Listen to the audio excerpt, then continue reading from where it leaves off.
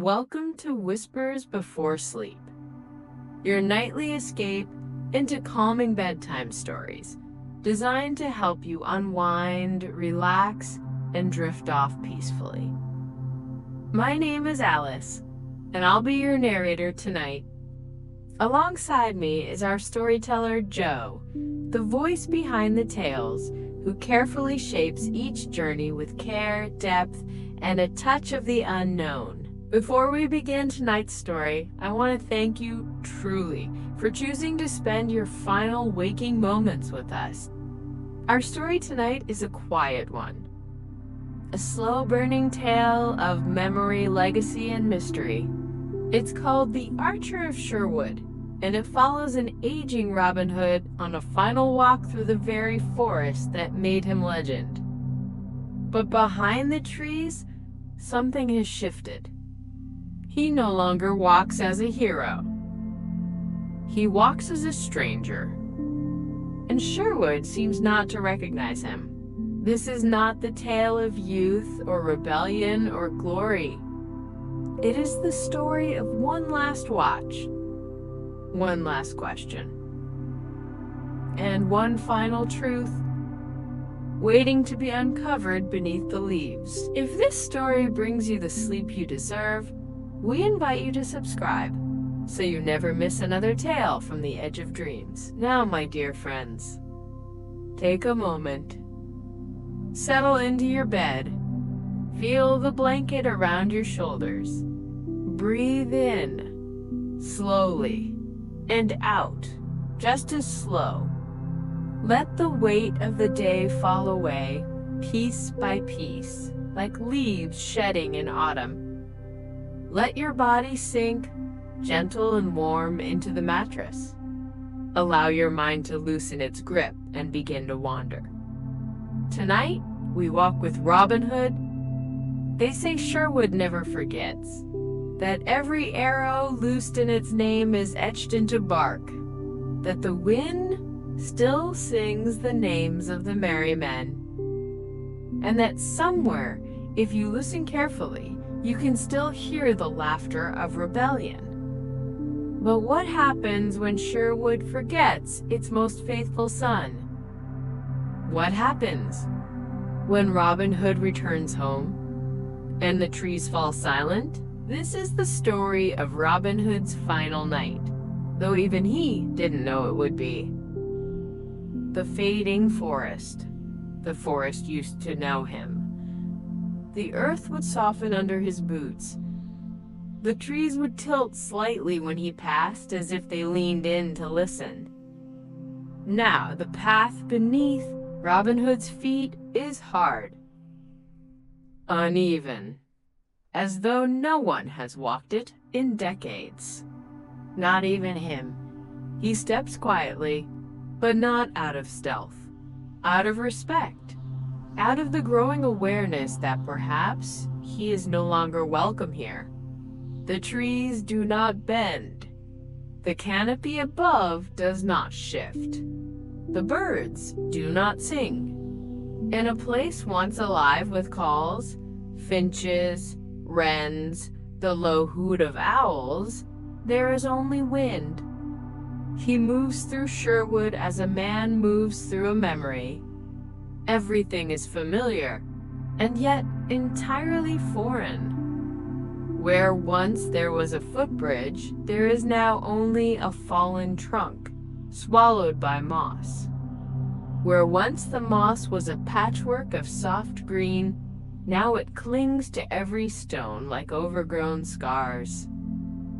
He walks past a thicket of holly he once used to conceal stolen goods. It has grown wild, bursting outward like an unpruned thought. It cuts his cloak as he passes. He pauses beside an old tree. Its bark used to be marked with a shallow X, a secret sign between him and Little John. A warning, a promise, a story told in bark and blade. The X is gone, not worn away, not faded, gone, as if the tree had never been marked. He touches the trunk. runs his fingers across it. Cold, unfamiliar. A breeze carries a sound, faint, near shapeless. But there's something in it. A rise and fall. A rhythm. It takes him a moment. Then he remembers. A tune. Soft. Repeating. The melody Marion used to hum when she cleaned his wounds. She would hum without thinking. Just the way her hands moved with purpose. Never pausing. Never blaming. Robin stops walking. The tune vanishes. The wind carries only silence now. He closes his eyes. Tries again. Nothing. A memory, it seems. Only a memory. He takes a longer route. A trail he carved himself many years ago. He marked it by cutting tiny notches into the trees every 50 paces. A trail meant only for him. He begins to count. 50 steps. No notch. 50 more. Still nothing. He kneels, brushes moss from a tree base. Nothing. He tries not to let it unsettle him. But there's a pull in his chest. Not fear, not confusion. Something deeper. A quiet erosion of belonging. As though the land is shedding him. Not in anger, not in cruelty, but like a forest shedding old bark. The kind of letting go that happens slowly, then all at once. He moves again. This time through a narrow path that should lead to the oak circle, the clearing where the merry men once camped. His steps quicken, not out of urgency, but out of need. He wants to see it, to be sure it's still there. That something, anything, is still untouched. But when he reaches it, he does not recognize the place. There are trees here that were not here before. Saplings grown tall, clustered tight.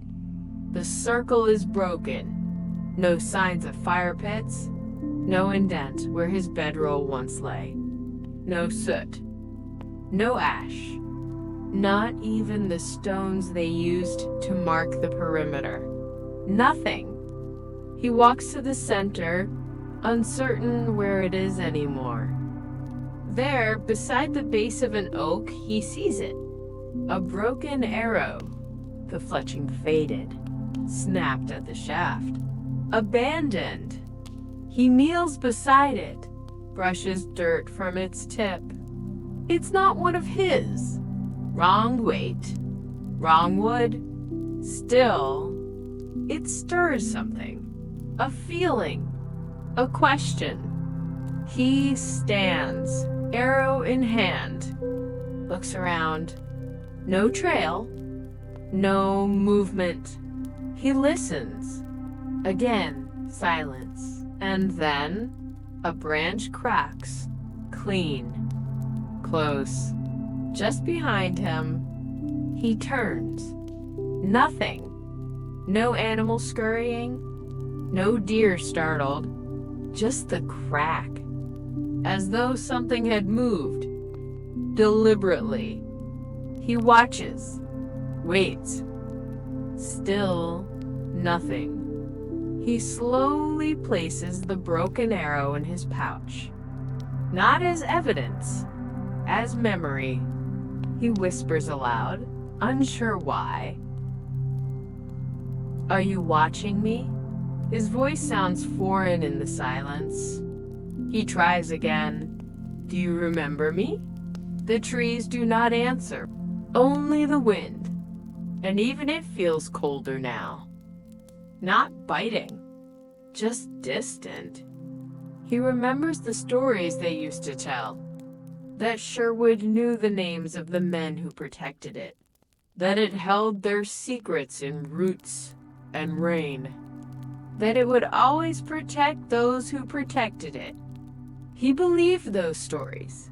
He told them. But now, he wonders, What if it was never the forest? What if it was just them? The men, the firelight, the cause. What if the forest only reflected what they brought into it, and now that they're gone, it reflects something else? He stops walking, lets the wind press against his face. No answers. Not even resistance. Just an old man standing where his legend began. And the unsettling thought that maybe it was never real to begin with. He speaks one last time. Did I make you up? It isn't a question meant to be answered. Still, for a brief second, he thinks he hears something. A whisper, not a voice. The forest watched him sleep, or it might have. It's hard to say now. Robin stirred beneath the roots of an ash tree wrapped in an old wool cloak. His bow lay at his side, still oiled, still ready. But his hands no longer reached for it in sleep, not like they used to. Sleep came in patches. Not dreams, not rest, something quieter. He awoke not with a start, but with a question. The scent of smoke, not his, fresh pine, burned slow. New. He sat up, eyes alert but not afraid. He followed the scent. The forest had changed again. Where the trees once crowded, they now opened. A path, possibly, not worn down by years, but made carefully. Recently, his feet followed it, then a glint, caught in the light between the trees, a shaft of an arrow, lodged in the bark of a beech. Clean, new. He stepped closer. Fletching of goose feathers, tight stringing, no weathering. He plucked it free, balanced it in his hand, lighter than his own, not made in haste, made with skill. Someone had been here. Recently. A sound again. Feet. Quick. Light. He turned. Only a blur. A silhouette. Cloaked. Hooded. Gone between trees. Too tall for a child. Too small for a man. No threat. But not unaware either. He followed. Not chasing. Just watching. Another arrow? This one leaned gently against a stone, almost left behind. He moved forward again, slow, careful, until he saw it. A camp, tucked neatly in a hollow of earth, just beyond a rise. Firelight flickered low. One log, one flame, no visible pack.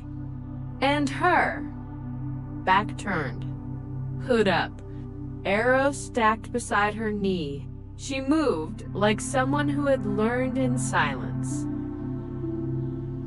Learned without applause. He stepped into the light, quietly. Still, she turned.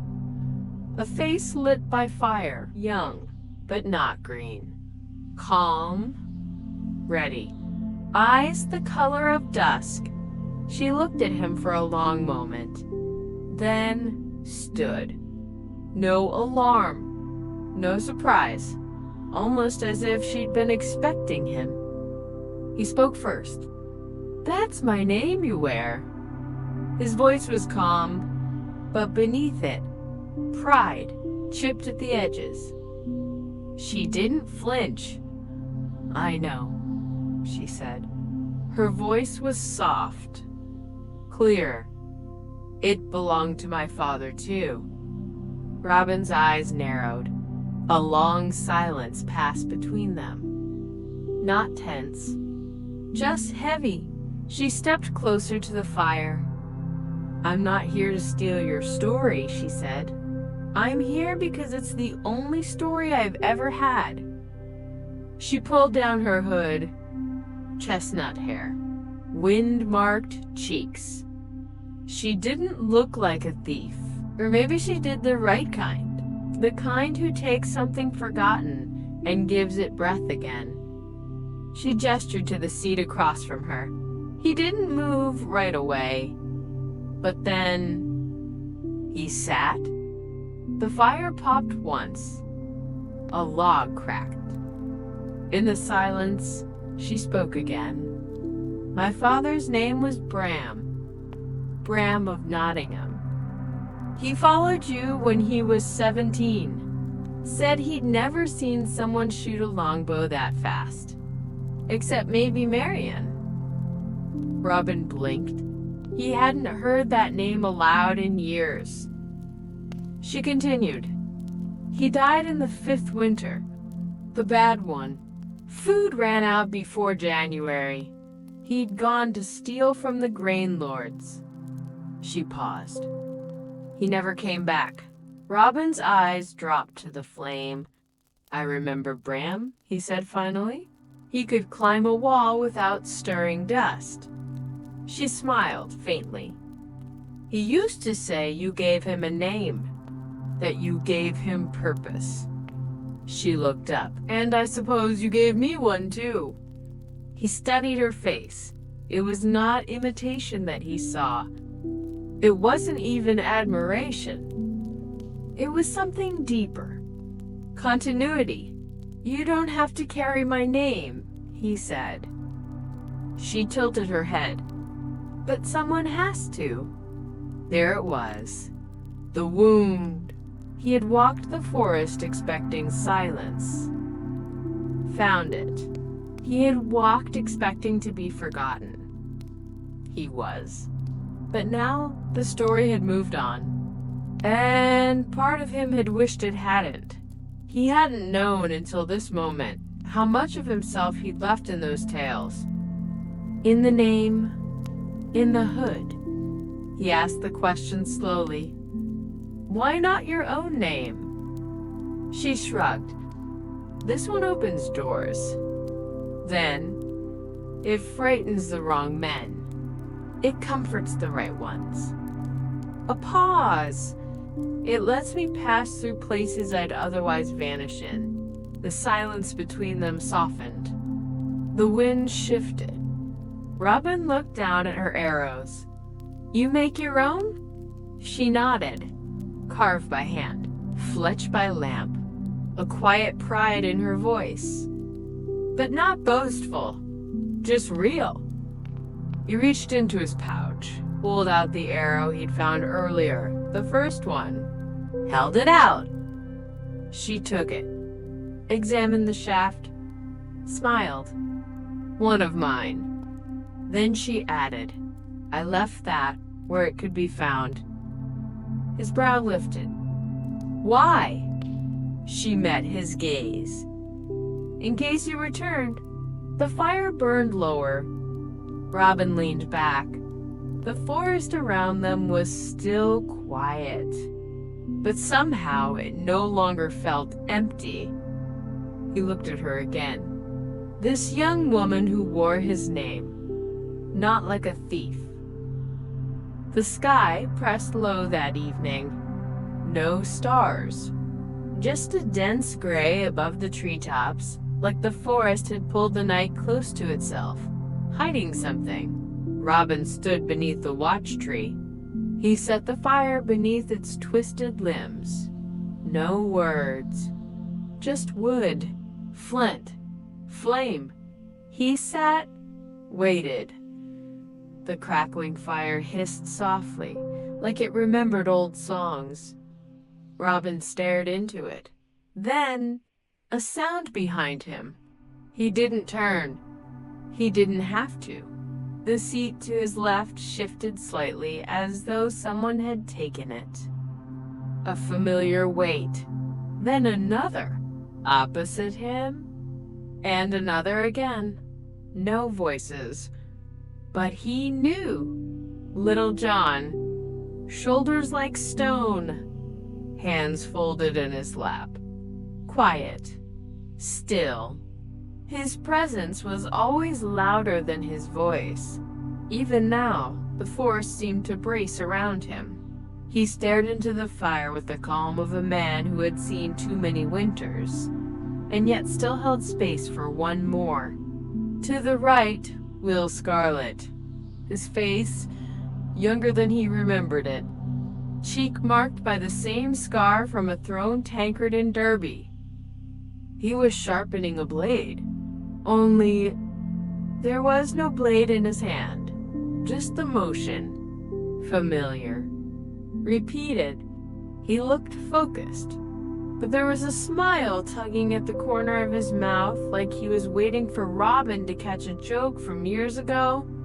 And across the fire, Friar Tuck, humming. The sound was broken, gentle, not quite in tune. It was a hymn they sang after raids, when wounds needed binding and hearts needed softening. No words, just the melody. Robin closed his eyes. He could feel the rain on his shoulders, hear the laughter, smell the stew boiling too long over an impatient fire. Still, no one spoke, but something passed between them. Memory doesn't always need words. It just needs time and space. The wind shifted. Robin opened his eyes again. The forest beyond the fire had grown darker, but inside the circle, the light burned steady. His voice came quietly. Did we ever matter? He didn't know who he was asking. Will's hands paused. Tuck stopped humming. Little John looked over, and finally he spoke. You mattered to me. Robin smiled. Just barely, Tuck added. And to the people we fed, the ones we freed. Will grinned now. And to every merchant who still checks twice before crossing the bridge. Robin laughed, once. The sound surprised him. He looked around the circle. Do you remember the storm at Nottingham Cross? They all nodded. Will chuckled. I still think it was your fault. It wasn't, Robin said. It was, said Tuck. A long silence. Then Will leaned forward, his eyes darker now, less playful. There's something I never knew, he said. The fire shifted, a hiss, like it didn't want him to continue. Something Alan Adale never told us. Robin's breath caught. He hadn't heard that name in years. Alan, the ballad singer, the story weaver. The only one among them who turned memory into music. Robin leaned in. What is it? Will didn't answer right away. He looked up, not at Robin, but beyond the flames.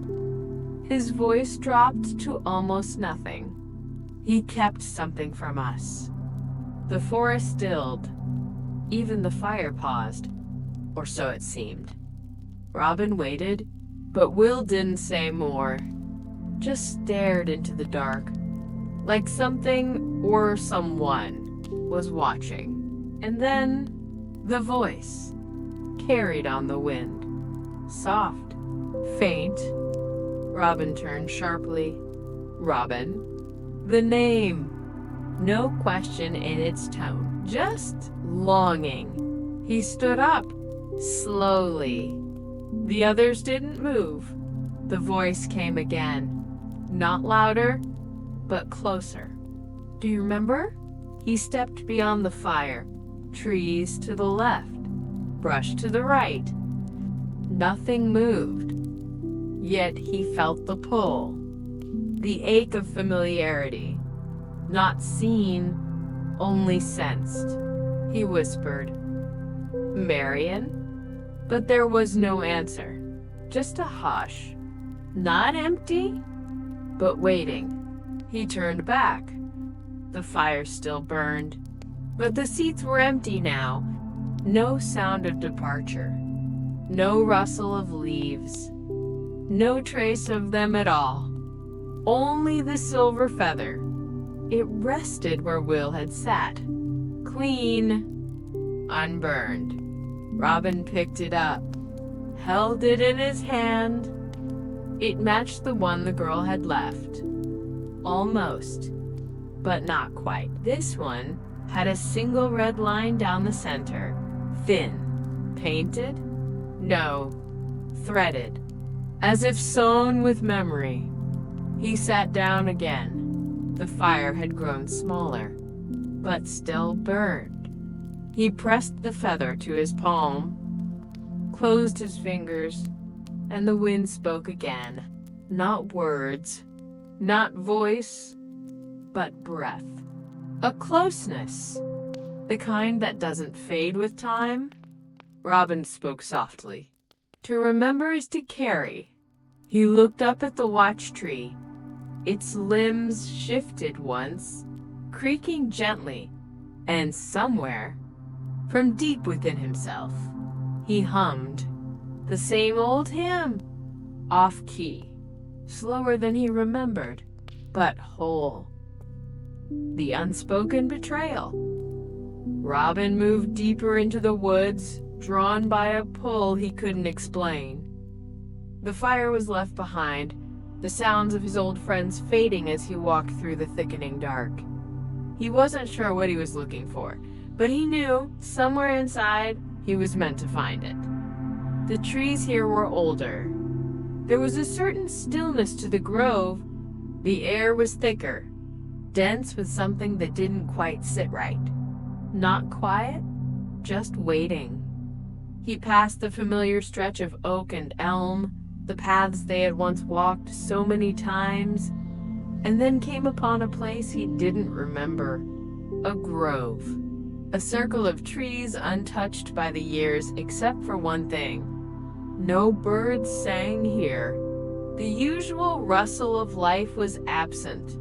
It was as if this patch of earth had been sealed away, left untouched by time, by history. The silence wrapped itself around Robin like an old shroud. And then he saw it, half buried beneath a great stone oak, partially hidden in the overgrown roots, a blade. An old blade. The metal was dulled, worn by time, but still sharp enough to gleam under the dim light. The hilt was familiar, too familiar. It was Alan Adale's. A cold feeling tugged at Robin's chest. He crouched slowly, fingers trembling as he reached for the blade, pulling it from the soil with quiet reverence. And beside it, something else. A folded note, weathered with age, sealed with the same carefulness that had always been Alan's way. The note was heavy in his hands. Robin unwrapped it with a gentle tug, and as he read the words scrawled in Alan's familiar hand, his pulse quickened. I betrayed you to save her. May the forest judge me kindly. The words hung in the air between them like a heavy fog. Robin blinked. The first line felt like a slap to the heart. A betrayal? From Alan? His closest friend? The man who had sung beside him through countless nights? It didn't make sense, and yet, Robin read on. The note continued. I made a deal with the sheriff, not for gold or power, but for her. Robin stopped. Her. The words blurred for a moment. His mind raced, and then it clicked. The child, the daughter. By the gods, Robin whispered under his breath. The note continued. The daughter of Will Scarlet. The girl who would wear the hood after me. I saved her life, Robin. That's all I ever wanted to do. I couldn't let her die. Robin sank to his knees, the blade and note forgotten in his hand. Will's daughter. The girl wearing the hood now. His heart pounded against his ribs. All these years, he had believed Alan had turned his back on them, abandoned them out of fear. He had blamed him all these years, but the truth, as it always does, was more complicated. Robin slowly stood, eyes still locked on the note. The words burned through his mind. He had been wrong. He had let the myth of betrayal cloud the truth of what Alan had done. Alan had given his life for a child, for a future that wasn't his own. Robin whispered to the trees around him, his voice low, lost in the hush of the grove. You gave her my story. His fingers ran over the edge of the blade. It wasn't cowardice. It was love. A deeper silence pressed in around him, as if the forest itself were listening. And then, a sound? It was faint, but unmistakable. A rustling. The wind had picked up again, bending the trees like they too were paying their respects. Robin turned, his eyes narrowing, and there, standing at the edge of the grove, was the girl, the outlaw, Robin Hood. She was silent, watching him, his chest tightened. This was the moment. The realization gripped him fully now. The daughter of Will, the girl who had inherited the hood. She stepped forward, and he saw the reflection of Alan in her eyes. Her hand rested gently on the bow at her side, as if it had always belonged there. For a long moment, neither of them spoke. Then Robin whispered, "Why did you never tell me?" The girl stepped closer, her movements calm, purposeful. "I couldn't. It wasn't my secret to tell." Robin swallowed hard. The weight of the revelation settled into him like the earth itself was shifting. "You're carrying his legacy," Robin said softly. Her eyes met his. No hesitation. "I'm carrying ours." The girl took a breath. And now it's time for the next chapter. Robin turned his gaze back to the blade in his hand, the weight of its truth pressing down on him. Alan had died with the story of the hood, still his to tell, but only through her. Robin stood. The blade was still in his hand, the note still in his heart. There was no turning back now. He had been wrong, so many times. And yet, something had shifted. A bond had been broken, yes, but another had been forged. He looked once more at the girl, the new hood, and he knew. This was her time. This was her story now. And so Robin whispered into the wind once more. "You gave her your life." The night deepened, the firelight fading behind Robin as he stood in the heart of Sherwood. The wind had begun to stir again, gentle, almost tender, as if the very forest had been holding its breath, waiting. Something was happening, something subtle.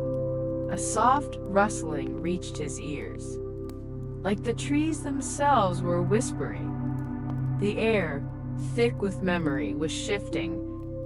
A pulsing glow seemed to rise from the earth, an ethereal warmth that touched every leaf and every branch. It was the forest. Alive, yes, but different.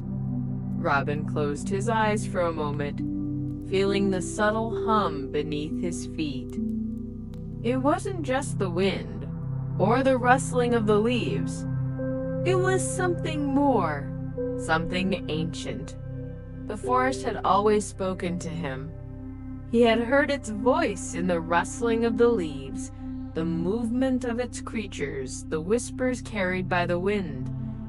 But now, it wasn't what it had been. There was a pulse in the air, a pulse that resonated through his bones. And then he felt it. The sapling. It stood in front of him. Strong now, towering even, where once it had been small and fragile. The silver-leaved tree. Robin's heart fluttered in his chest, a surge of emotion washing over him. The tree. The tree Marion had planted with him so many years ago.